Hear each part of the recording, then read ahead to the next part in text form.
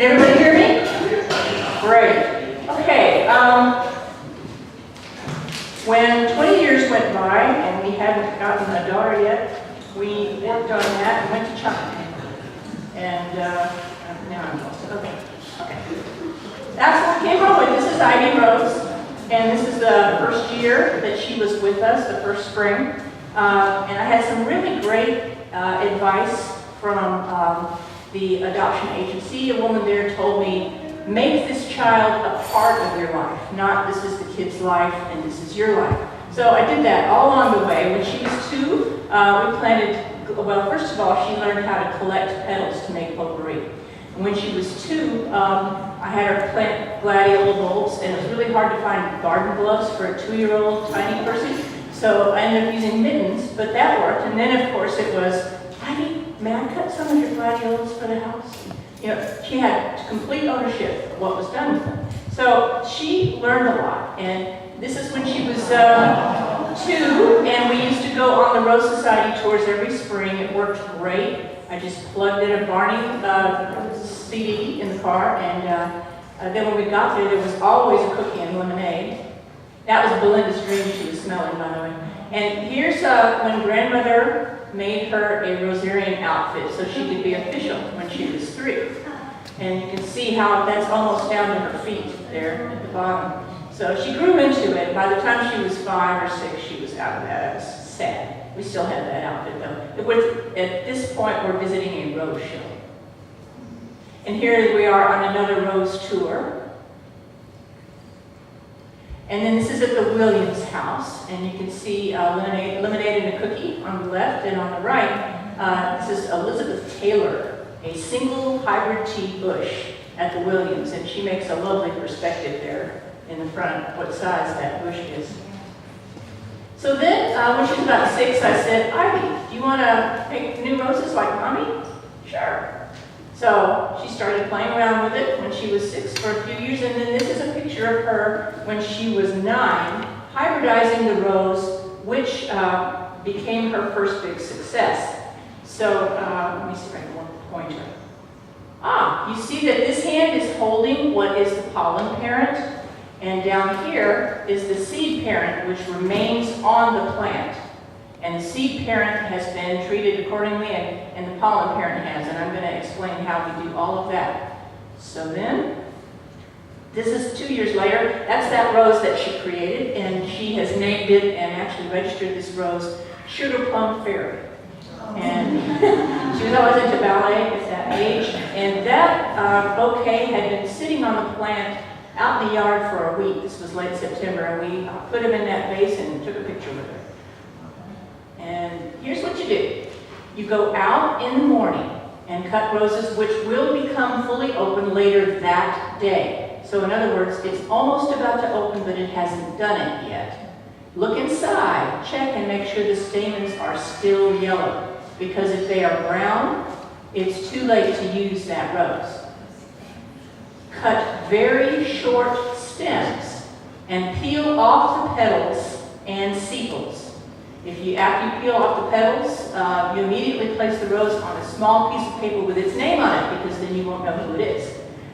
Make sure you do that before you go to the next rose, because boy, I'm telling you. Anyway, you take the sepals off as well, just to get them out of the way. And then you put it in a cool, dark place. And this is a picture of a rose inside, and you can see right here are the sticky stigmas on top of the pistils in the center of the plant. And around the edge, these are filaments with anthers on them, and the anthers contain the pollen. So we call these stamens. So we have the stigmas and the pistils and the stamens. The stamens are around the edge. So what we've done here is just start peeling off the petals. For the pollen parent, that's as far as we go, the petals and the sepals. For the seed parent, we take another step. So, wrong thing. This is what it looks like on the piece of paper. So you have taken off the petals and you've named it, so you know who it is. And you can see in this slide, right there are grains of pollen. This is the next day. That's what you should see on the white paper. If you don't, pick it up and tap it a little and see if any grains of pollen fall down on the white paper. If not, discard that one. That means that it's just not producing. So say you collected 10 and you have a row of maybe however many spread out on your surface. Then the next day you see which ones have pollen and you discard the others. So maybe you have 5. So when you prepare the seed parents, the next morning, this is the day after you collected the pollen parents, the next morning, count the number of roses which have pollen on the white paper. Go out and find that number of seed parent blooms at the same stage of opening. These will remain on the plant. Okay? So you want the same stage of opening for both parents. Prepare the seed parents by peeling off the petals, sepals, and stamens, leaving only the pistils. Now you might say, why bother with the sepals? One reason is that if you leave the sepals on, even though it doesn't matter, there are 2 things. One is you don't have that visual cue that this is a hybridized rose. And when you're cutting off spent blooms, you might accidentally whack it off. And the other is that water can collect under those sepals later on and can possibly rot the hip. So that's why. On a sheet of paper, list the seed parents in the left side in a column and the pollen parents on the right column. And here's Ivy doing exactly that.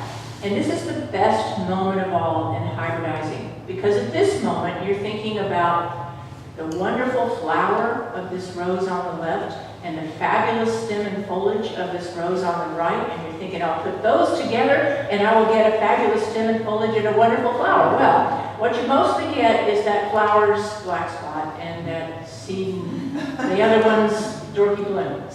But then sometimes you just get something wonderful. So Ivy is at that magical moment when she's making the choices of who goes with whom and drawing lines across in between. You'll see also that she has a little white string there beside her. Whoops, did the wrong one. Sorry. There we go. Little white string right here, pieces of string. Because we fasten those, we loop them around the peduncle, the stem just below the bloom, once we have distributed the pollen.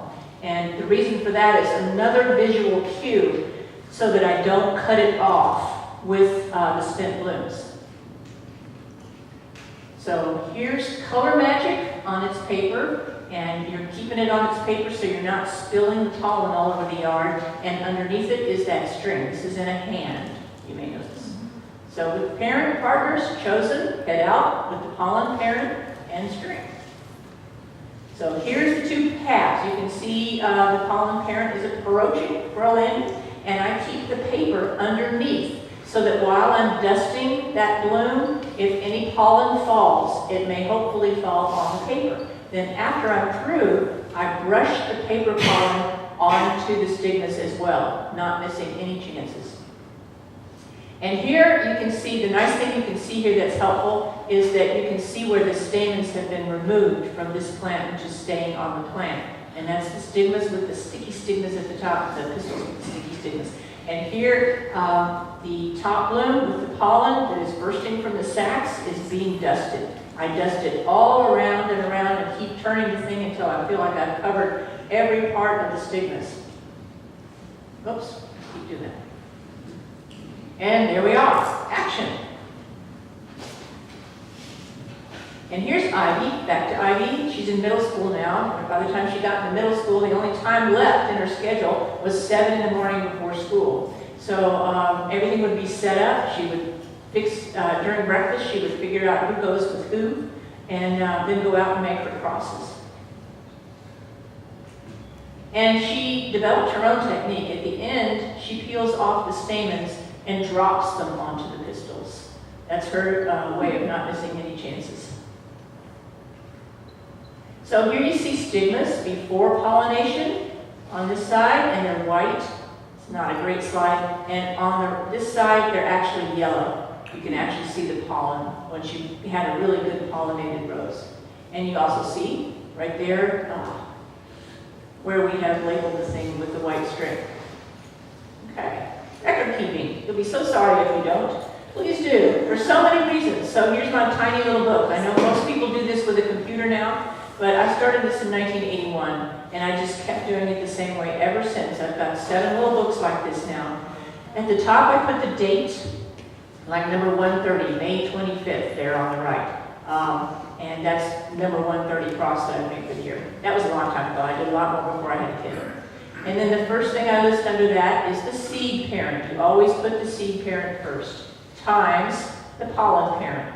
And you can see with the sunstripe there on the left, I put B2. That's because I have more than one plant, and that means backyard second plant. So I have my own little code here, and it's X, the pollen parent. That's how that works. Then, later in the season, if they have taken and the hip has ripened, I mark down the date underneath in that extra little space. So, harvest 9/30. So the cross was made May 25th, and the harvest was done 9/30, approximately 4 months. It's all approximate. I check them at 3 months. If they've been on 3 months and they want to come off, I know, and I take them inside and I plant them. Then there's 13S, sinkers, and 3F. That's my notations. The sinkers are more likely to float, but germinate. But the floaters can also germinate, and I always consider it a personal triumph when one does. So there's a hip that you can see has been pollinated, and you can see the hip starting to swell. So this one is taken. And here's something I tried to get rid of, side growth coming up the stem, because I don't want the energy going into the new roses. I want all the energy on that particular stem to go right up into that hip and make seeds for me. So I just pop that off and don't let it. Here's a friend of ours helping out. And you see how big that hip's getting there. That's pretty average size. I've seen them bigger, I've seen them smaller. Now how do you know when it's right? In our climate, they don't necessarily turn this color like you would think. So how do you know? You have to look at the peduncle, which is the stem right below the bloom. This stem will first turn a lighter shade of green, and then yellow, and then brown, and you better get it quick, because it'll detach itself right there at the bract and fall off, and a squirrel will get it. You'll never see it again. I've had this happen. So grab it when you are sure it is turning color. When you get to yellow, grab it quick. And you bring it in the house and you harvest it. So the year that Ivy made this cross, she read some Agatha Christie, and there was a character named Queen Ginevra. And you'll see that this particular rose hip has seeds growing on the top of it, outside the hip. Those are good seeds. It's called exogenous seeds. So you harvest those right along with all the rest. And she thought that made it look like a crown, so she named this hip Queen Ginevra.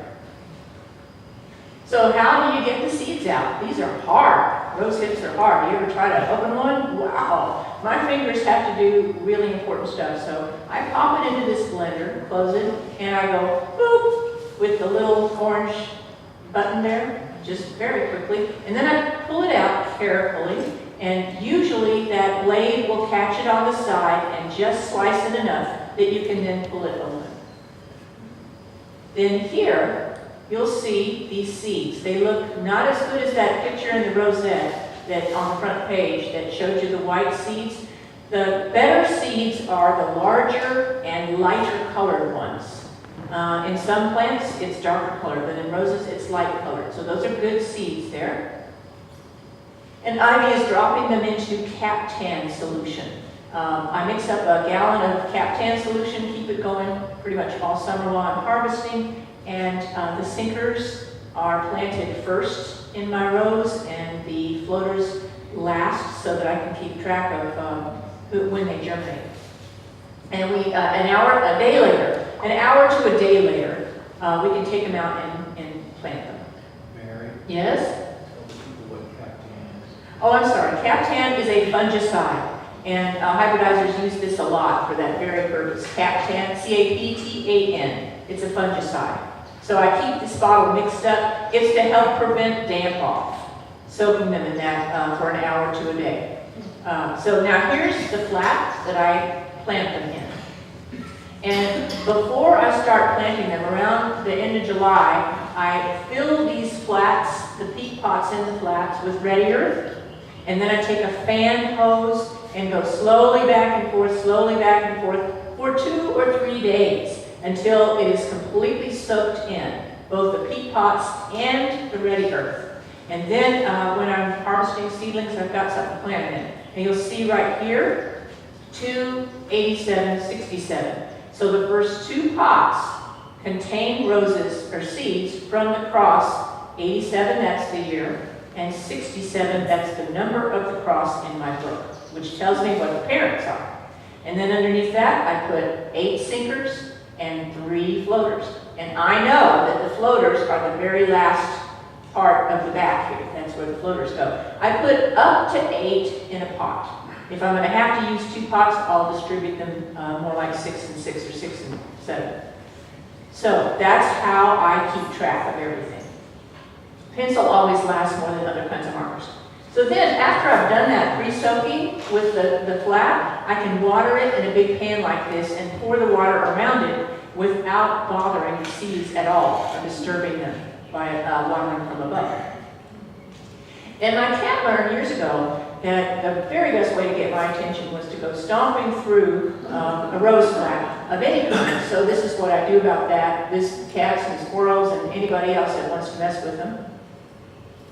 Germination. So up in this corner here, you see a little seedling popping out, and this seedling has come up and laid down its first 2 leaves flat.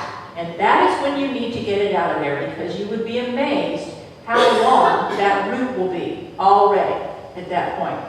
So that's called cotyledon. These leaves don't look like rose leaves. They're the only ones the rose will ever make that don't look like rose leaves. But when they lie down flat, get it out of there. So I use this old rusty doodad of Randy's to get it out, and I lift it out very, very carefully, wankle it a little bit to make sure I don't break off the bottom of that already long root.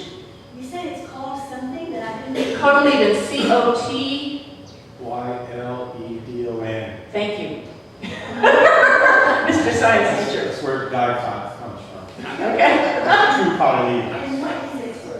It's the seed leaves, the first 2 leaves that you see on a diploid plant. Okay. Thank you. I don't know what I just know. Little plot. What to do. Yeah. Okay, so here I'm putting it into the pre-soaked pot. Yeah. The difference between a sinker and a floater. You drop it in the caftan solution and it sinks to the bottom, or it floats at the top. Or is there a difference between us? Because a hollow seed will float at the top. So it may float at the top because there's a bit of debris on it from the seed pod, or it may float at the top because it's hollow and no good. It's hard to tell by looking at the outside. So you know that the sinkers, big fat white ones, you know are going to be sinkers. Okay, Robin taught me to pre-soak the pots. I wasn't doing it at the time that I did this, but what I do now is I use round peat pots, and I shove them down into a solo cup, and then I fill that with water, and in a day, it's definitely soaked. And I peel the pot out of there. That's what I use to plant my new seedlings in.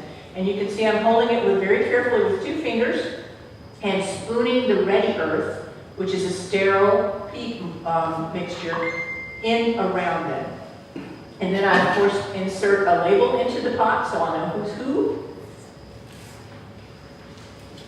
And when we moved into our house, the elderly couple that left were gardeners, and they left this card. And a few months later, they came wanting it back, and we said, sorry. I don't know how we would live without this card. You can see I've got all my seedlings on the top, away from all the critters on the ground, and down below, I've got all my germination flats. So, and then I water everything in the pan. And here's a progression. You can see the newest planted seedlings on the left and the bigger ones on the right. And this is your reward in February, folks. This was in February, when you're out there slaving away, doing all your pruning and planting and all that neat stuff. This is what you get. Brand new roses the world has never seen. And you and God made them. Okay? All right. And here's Ivy seeing her first blooms when she was 10. She was so excited.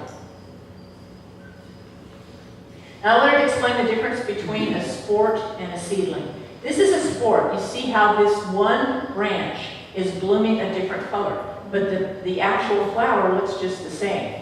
So that is a sport. It occurs on a plant that's already in existence.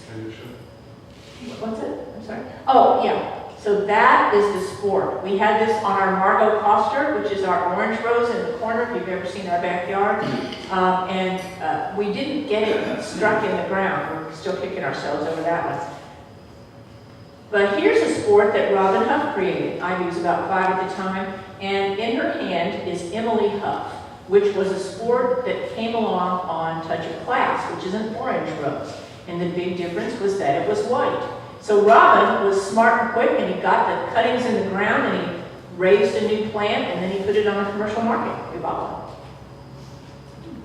And I will never do this again, ever, ever. This is a rose that I put in the ground because I was so enamored of the cross, its parents, that I just knew it was going to be a fabulous rose. Well, it didn't bloom for 2 years. It just grew and grew and grew, and you can see it's blocking the sun from everything behind it. So it got shovel pruned. I will never, ever put a rose in the ground again, but I haven't first been convinced to put in the ground by its bloom.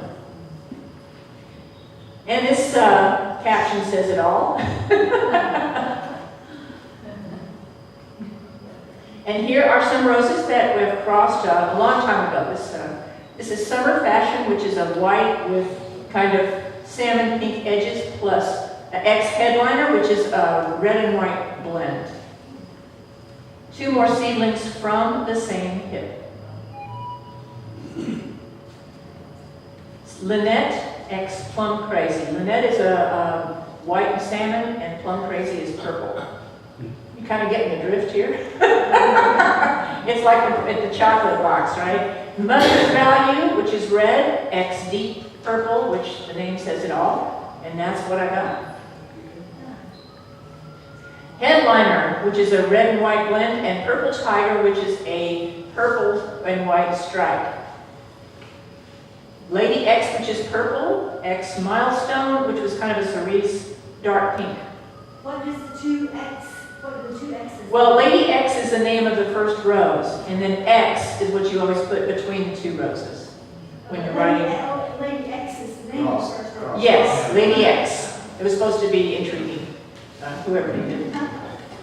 Dorothy Ann and Headliner. Now there are going to be several roses of this same cross from the same hip. And Dorothy Ann is a kind of a suffused red and white, softer colors, and Headliner has brighter colors, red and white. And here's what I got. These 2, same hip, different seeds. These 2, again,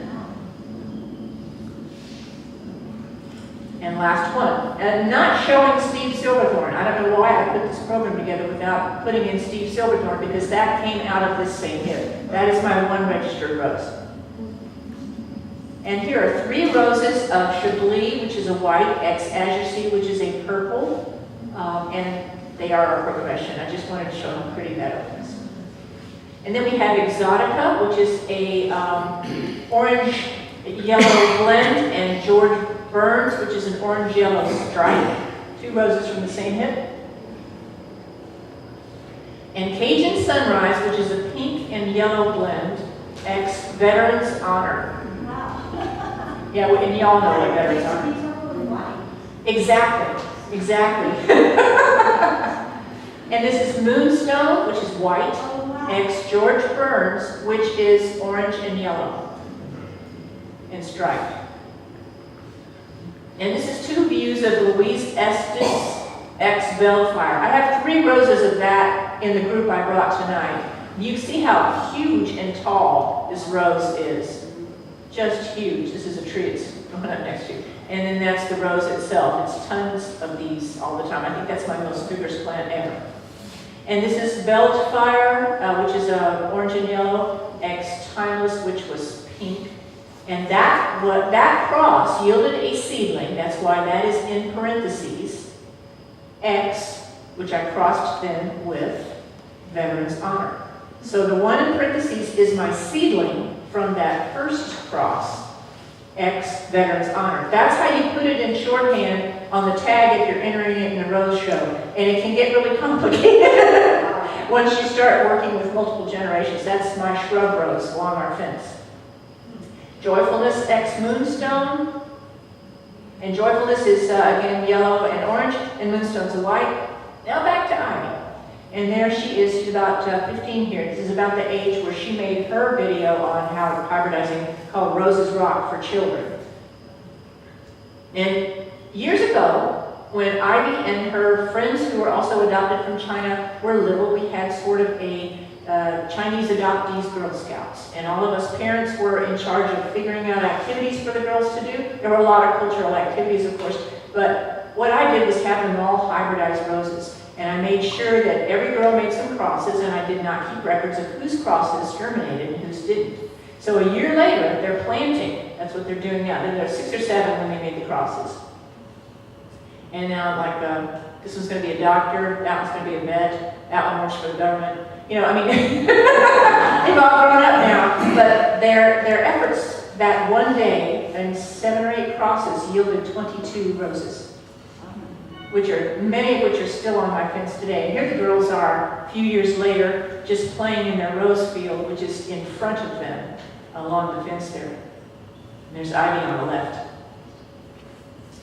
We think Ivy's best rose is Julia Child x Mr. Lincoln. I have been told by no less a personage than Bob Martin that you cannot use Julia Child as a seed parent. Well, Ivy did. And this is what she got. Because I looked it up in my records and I was dumbfounded because I had become convinced of this fact myself. That's why I said on my handout that I'm going to pass out that it can only be used as a seed parent. Anyway, it's incredibly fragrant. So it's a yellow rose and a red rose. And it's a neat rose. And that's her best shrub. And that's, yeah. There is her best shrub, which is pink peace and timeless. And there she is at about age 16, surrounded by her roses in her own rose garden. So that is all the slides I have, and I'm going to do a couple more things. If we can have the lights, I want to demonstrate. Oh, like that? Okay. Is that good? What is Ivy doing now? Ivy is about to get a master's degree at Bowling Green University in Ohio, and we'll be up there in May to see her graduate, and she's looking for a job. Anybody would like to hire her? We'd love to have her work in Houston, right? Yeah, I sure would. Okay, so if you could take one and pass it around. This is my personal list of my favorites. It's not by any stretch the only roses that I use in hybridizing, but these are ones that I consider surefire. They really will work both ways in most cases. So if you have any of these in your garden, you know, you can use them right away and have a good idea that you'll have success. And this one is basically everything I just told you in as few words as possible. Okay, would you pass that one? How do you know? How do you know what to cross with what? Well, I've been doing this since 1981, and so I have records and records and records. Not that I usually bother to read them, but anyway, how do I know? I just decide. I look at this side and I look at this side. That's what I have that day. Those are my choices. And what I cut off the roses yesterday and fixed today is where those choices derived from. So I'm thinking of a million things. Like, do I want to cross this with this because I'm looking for fragrance and they both have fragrance? Or do I want to cross this with this because that will strengthen the form of this? There's so many things. It's what I want. You know, and that's how I decide. Now, other questions? Any other questions? Yes? How many hybridizers today are really trying to get the fragrance back into the rose? I don't know, but I am. Yeah. Let me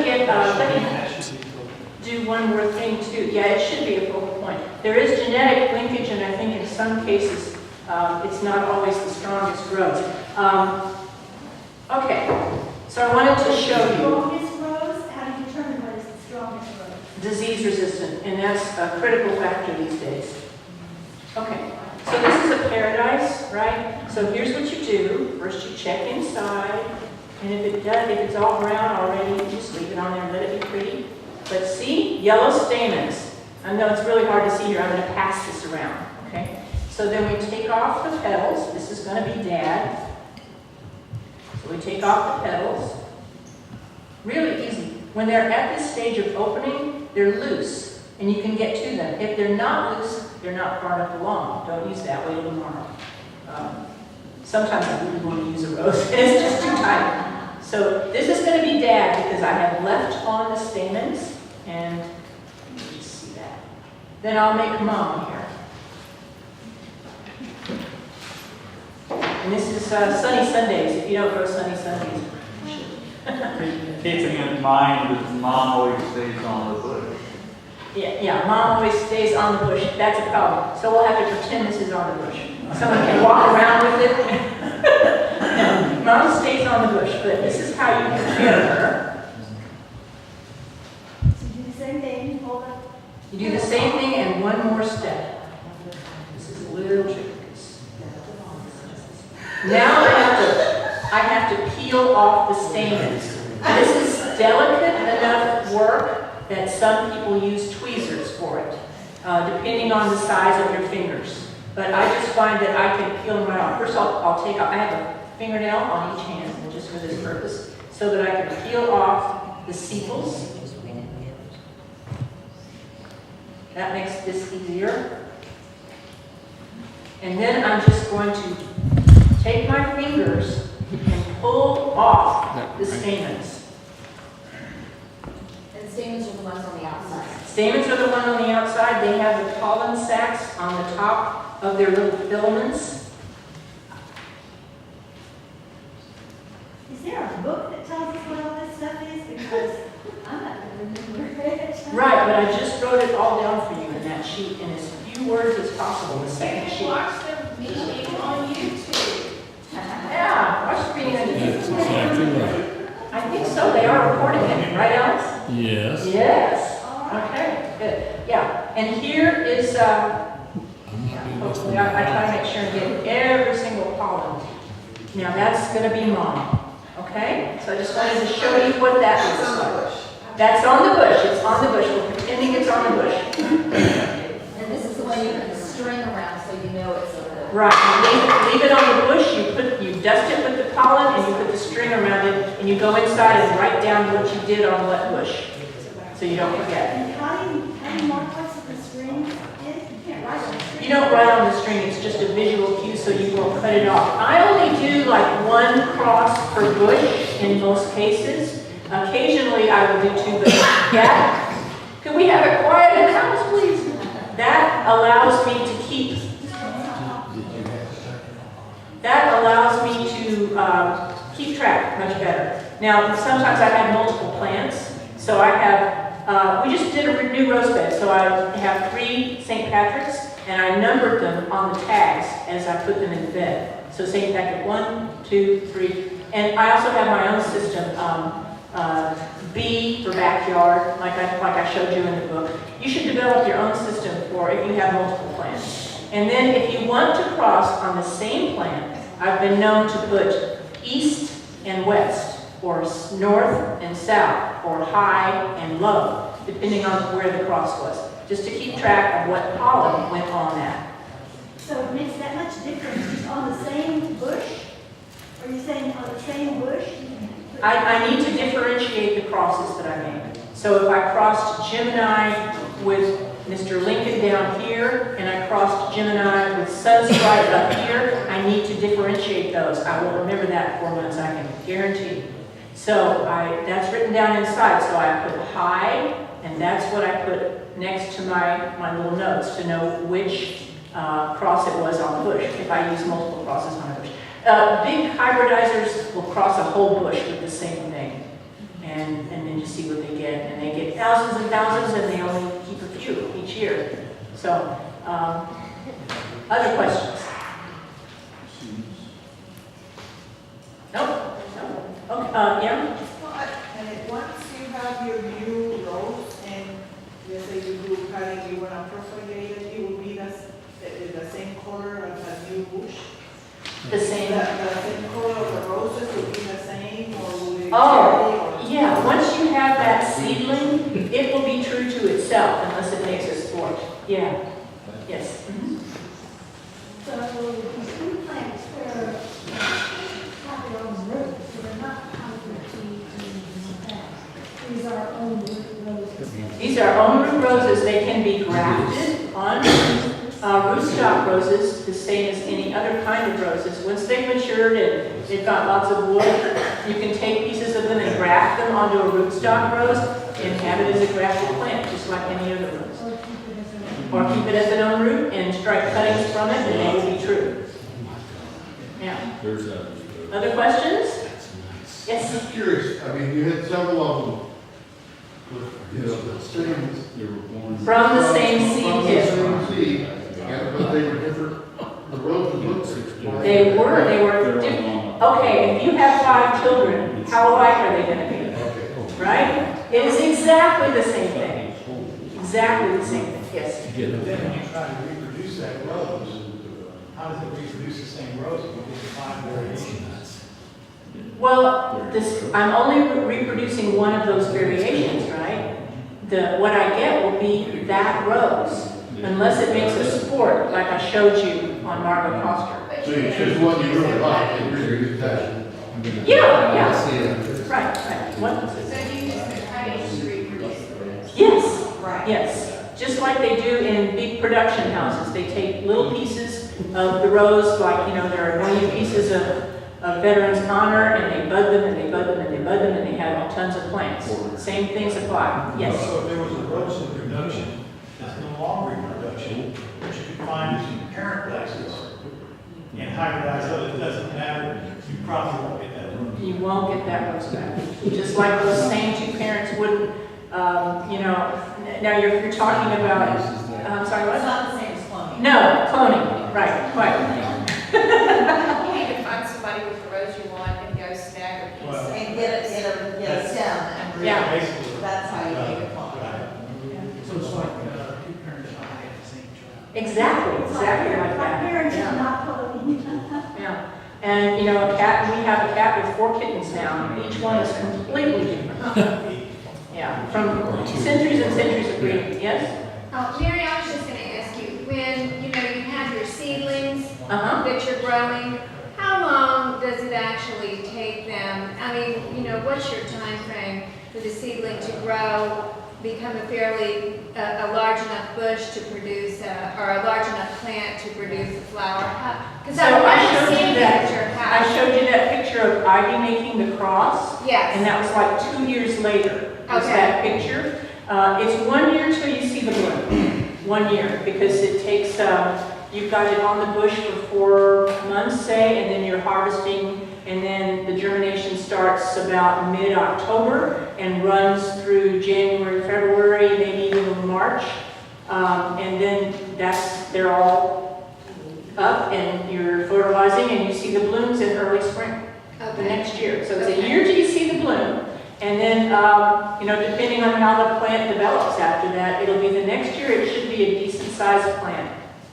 But and it'll take a couple of years to get the size of commercial varieties that we buy in most cases. Right, okay. So are there better months to do this? You were just talking Yes, April, right now. This is the time. The hotter it gets, the less success you will have. If you